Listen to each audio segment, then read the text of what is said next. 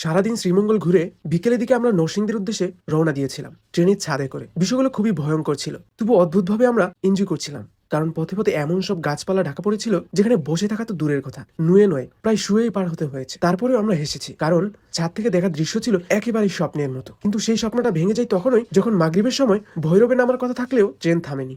আমাদের নিয়ে সোজা চলে গেছে ঢাকায়। তারপর আমাদের এই লং জার্নিতে কি কি হয়েছিল চলুন জানা যাক।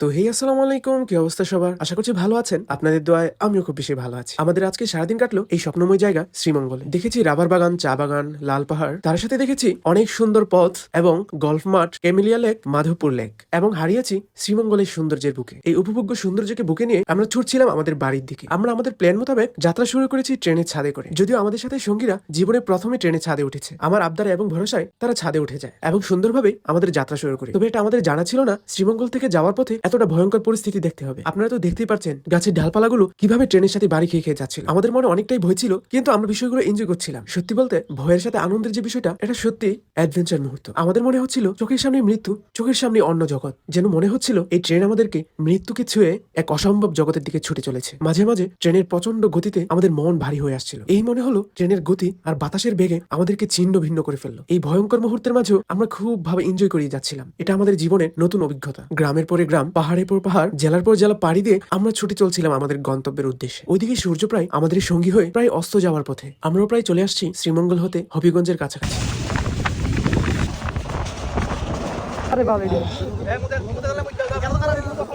এই জায়গায় ট্রেনের সিগন্যাল পড়ায় আমাদের কিছুক্ষণের জন্য বিরতি হয় এবং আমরা আবারও রওনা করি আমাদের গন্তব্যের উদ্দেশ্যে।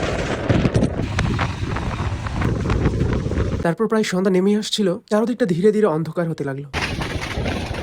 তারপর আমাদের ট্রেন এসে পৌঁছায় আশুগঞ্জে। তখন আমরা আশায় বসে আছি ভৈরব স্টেশনের অপেক্ষা, এবং সাথে ভাবছিলাম 7টার মধ্যে আমরা বাসা পৌঁছে যাব। কিন্তু সামনে যে আমাদের জন্য কি অপেক্ষা করছে সেটা আমরা ভাবতেও পারিনি। তো ব্লগের এই পর্যায়ে আপনাদের একটা কথা বলছি। আমি শ্রীমঙ্গলের প্রথম ব্লগে বলেছিলাম শ্রীমঙ্গলের 600 টাকা ভ্রমণ। আমাদের 600 টাকা কিভাবে হয়েছে সেটা আমি বলছি। আমাদের নরসিংদী থেকে শ্রীমঙ্গলের টিকিট ছিল 200 টাকা করে, এবং শ্রীমঙ্গল স্টেশন থেকে চান্দের গাড়ি দিয়ে সারাদিনের জন্য জনপ্রতি ভাড়া লেগেছে 400 টাকা করে। যেহেতু আমরা ছিলাম 7 জন, এবং বলে রাখা ভালো আমাদের কোনো রকম খাবারের টাকা বাজেটের মধ্যে ধরিনি। তারপর আমরা সারাদিন ঘুরে 3টার এই ট্রেনে উঠে পড়ি, যেটা আপনারা দেখতে পাচ্ছেন। তো আমাদের সব মিলে এই পর্যন্তই ছিল। তারপর আমরা প্রায় ভৈরব স্টেশনের কাছাকাছি চলে আসছিলাম, কিন্তু হতাশাজনক ভাবে এই ট্রেন কোনোভাবে স্টেশনে থামেনি, যেটা আমাদেরকে অনেক বেশি হতাশা করে তুলেছে। এই ট্রেনকে দেখলাম ভৈরব স্টেশন থেকে পাগলা টান শুরু করলো, যেখানে আমাদের অবস্থা তো আপনারা দেখতে পাচ্ছেন। যেখানে আমরা প্রস্তুত হয়ে রেডি হয়ে বসেছিলাম যে ভৈরব স্টেশনে নামবো, সোজা বাসায় চলে যাবো, কিন্তু আমাদের ভাগ্য এটা হতে দেয়নি। তারপরে আমরা কোনো রকম আশা হারাই, ভাবতে শুরু করলাম হয়তো নরসিংদী যদি থামে, কিন্তু না, সেটাও হলো না। অনুভব করলাম ট্রেনের গতি ধীরে ধীরে বেড়েই চলছে। তারপর ট্রেনের গতির সাথে আমাদের ভয় লাগা শুরু হয়ে গেল, কারণ জীবনে এরকম পরিস্থিতির মুখোমুখি হয়নি আমরা। যেন মনে হচ্ছিল মৃত্যুকে খুব কাছে থেকে দেখছিলাম। আমরা